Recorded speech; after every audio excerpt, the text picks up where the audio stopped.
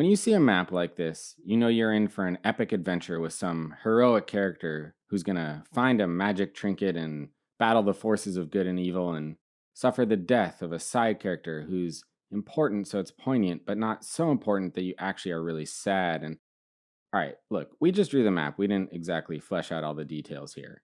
But we're going to use this map to talk about the environmental factors that affect grape growth. We'll start out by looking at some climatic variables that influence the characteristics of grapes, and then we'll look at the impact of weather. And no, actually, climate and weather are not the same thing, but we'll talk about that more a little later. We'll start off with climate, which is the main factor that determines which grapes can grow where and what flavors those grapes develop. Climate describes how much heat, sunlight, and precipitation a region typically receives. And when it comes to wine, we're particularly interested in the climate during the growing season, since that's what influences how the grapes grow. You've probably heard about cool, moderate, and warm climate wines, but the difference between those is actually not all that big. When we talk about cool climates, we mean places with an average growing season temperature below 62 degrees Fahrenheit. That's about 16.5 Celsius. And if it doesn't sound all that cold, remember that it's the average growing season temperature, so temperatures can get cooler than that.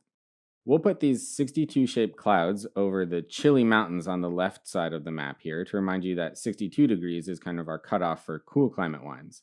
And for the rest of the lesson, we'll talk about cool climates on the left side of the map here. Anyways, in general, grapes grown in a cooler climate typically have lower sugar levels at harvest and preserved acidity, which results in wines that are lighter bodied and more acidic. Think Pinot Noir from Burgundy or Riesling from Germany. On the other end of the thermometer, when we talk about warm climates, we mean regions with average temperatures above 65 degrees Fahrenheit or 18.5 Celsius. So we'll put these 65 shaped snakes basking in the balmy desert on the right side here. And anytime we talk about warm climates in this lesson, we'll put them over here towards the right. Warm climate wines are generally fuller bodied, less acidic, and they tend to have riper flavor profiles, something like a Grenache or a Napa Valley Chardonnay. And remember again that warm is a somewhat relative designation since grapes don't tend to thrive in extreme temperatures. They won't actually grow in this desert landscape. So if 62 is our cutoff for cool and 65 is our cutoff for warm, then in between those is what we would call moderate climate wines. That's 16.5 to 18.5 degrees Celsius. And the characteristics of these wines usually fall right between our cool and warm climate wines. So what actually determines if a region is cool, moderate, or warm? There are a few different factors that we'll go over, but probably the most obvious is where on the globe are you? How far are you from the equator? In both hemispheres, wine grapes generally grow best at latitudes between 30 and 50 degrees, so that's two narrow bands spanning sort of the middle of each half of the globe. And that happens to be the range of latitudes depicted on our map with the 30 and 50. Below 30 degrees, it's generally too hot for grapes to thrive, and above 50 degrees, it's usually too cold. Okay, so if you rearrange the word latitude, you get the word altitude, which also influences climate. That's a fun fact for you. If you've ever been up in the mountains, you know that the higher the altitude, the cooler it gets. So that's why we put these high altitude mountains on our cool climate side of the map on the left here. In wine terms, this means that a grape will have pretty different characteristics depending on if it's grown at sea level or 1,000 meters above sea level, even if they're both grown at the same latitude. Now, no mythical map would be complete without some foreshadowing of the dark and ancient torments our hero will encounter, or at least some rain. So we'll have a storm roll in over these otherwise inviting mountains. And that's because mountains are good for more than just providing cold temperatures. You'll notice that the rain is only falling on one side of these mountains, and that's because mountains act as a sort of shield. They can protect vineyards from bad conditions by forming a barrier that blocks rain, clouds, and wind. Of course, for this to actually work in practice, the vineyard does have to be on the side of the mountain, away from the direction weather usually rolls in. It's in the rain shadow. In these parts of the mountains, summers are typically sunny and autumns are typically dry, and that extends the growing season. Okay, now finally, notice that all these mountains have their front slopes lit up, but their back sides are shadowy. That's a reminder that when vineyards have a slope to them, the direction a slope faces will impact growing conditions. Just like on our map here, slopes that face the equator are usually the sunniest and warmest, and that allows the grapes to fully ripen. Just remember that facing the equator means south in the northern hemisphere and north in the southern hemisphere. And conversely, slopes facing away from the equator are cooler and more shaded, just like the shadowy backsides of our mountains. That's where all the orcs live or something. All right, that concludes our turf portion of climatic influences. So next up, surf. We'll draw in a sea here, or maybe it's an ocean. I'm not really sure what the difference is. But either way, seas and oceans moderate the temperature of coastal regions. Basically, they make cool regions warmer and warm regions cooler. That's why the water looks all toasty and tropical over there on the mountainous cool side of our sketch, but it turns icy cold over by the warm desert on the right. So, for example, wine growing regions on the western cape of South Africa are actually colder than you'd expect based on their latitude because they're cooled by currents from the South Pole. And conversely, parts of northern Europe are actually relatively hospitable to grape growing despite being fairly far north because they're warmed by currents from the Caribbean. And while we're talking about water, every mythical land needs a raging river for the hero to ford as they bridge the realms of good and evil, or the living and the dead, or more importantly, where you need a light sweater versus where it's always shorts weather. Anyhow, when it comes to grape growing, rivers provide some of the benefits of seas, though to a bit of a lesser extent. There's a lot less water there. We place this river right down the middle of the map as a reminder that rivers also moderate climate. That's because water takes a lot longer to warm up and cool down than land. So, rivers can store warmth in cool regions to extend the growing season and protect against frost. Plus, they also reflect a little sunlight, which helps grapes ripen. Have you ever been standing around on a hot day and then a nice cool breeze blows through and you're just like, ah, that feels so nice? That's how grapes feel about breezes, too. Breezes play a super important role in moderating many warm vineyards so they don't get too hot. Cool breezes can blow in from the mountains, bringing cold air down into lower altitudes, just like you see on the left side of our scene here. Or breezes can come off the water, bringing some of that coolness with them, just like the air that weird god face is blowing toward the hot desert. That guy kind of gives me Poseidon vibes, but I'm pretty sure he's actually Dionysus, the god of wine. And that's a good thing. A lot more Tempranillo, a lot less tsunamis.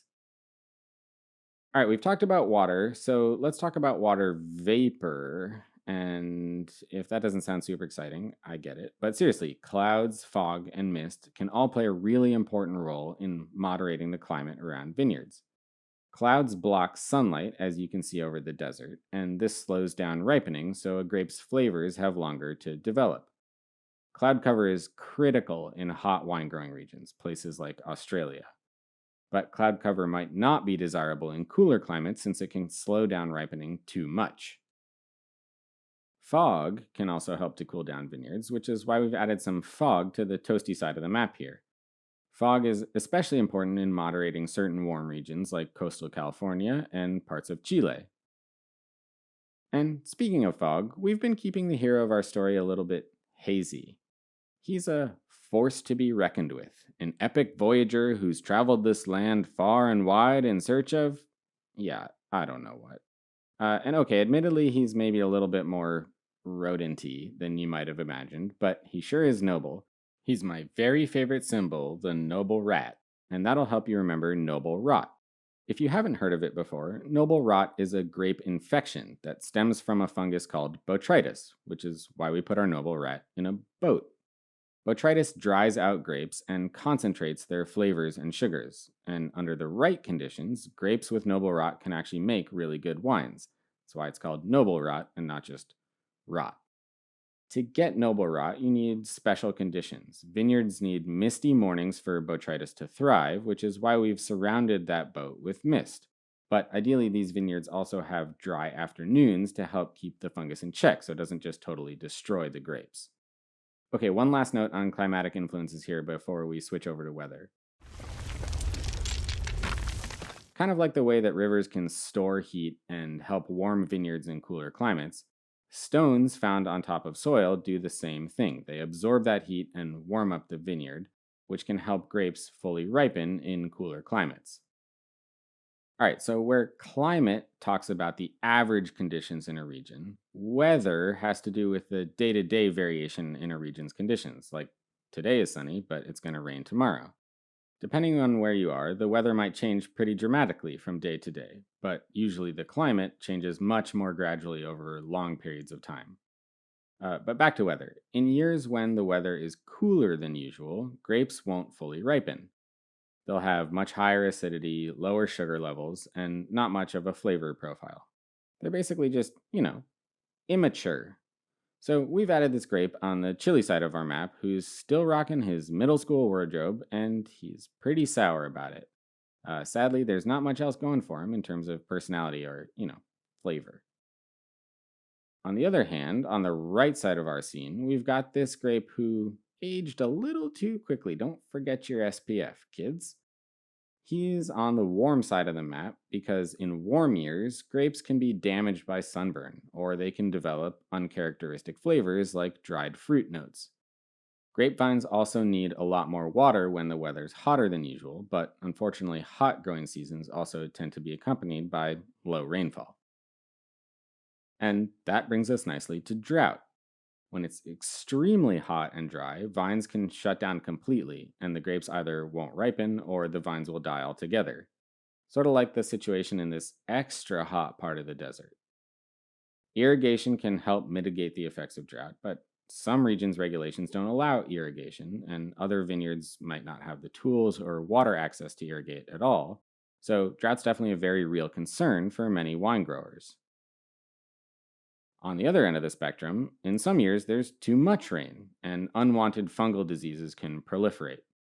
So we'll have this river swell up from a storm because if there's too much rain close to harvest time, grapes will swell, and that can dilute their flavors.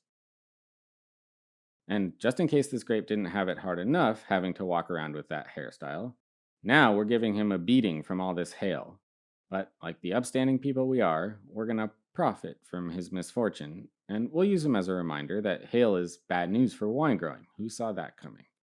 Hail can damage vines and grapes, and the damage from storms can actually be really, really severe to the point of ruining a vineyard's entire harvest. The last thing we'll mention about weather is that in cooler climates, frost can pose a risk to vineyards in the spring. So we added some frosty spring flowers to the chilly side of our map here. And just like the way that only one of those flowers survived, frost damages new growth. That often reduces the number of grapes that survive that year and leads to lower yields. All right, well, that pretty much covers the basics of how climate and weather influence the growth and characteristics of grapes. And we'll leave you to write the story of the noble rat's journey through this land. But if you make a full trilogy and sell it for a movie deal, don't forget to give us a cut.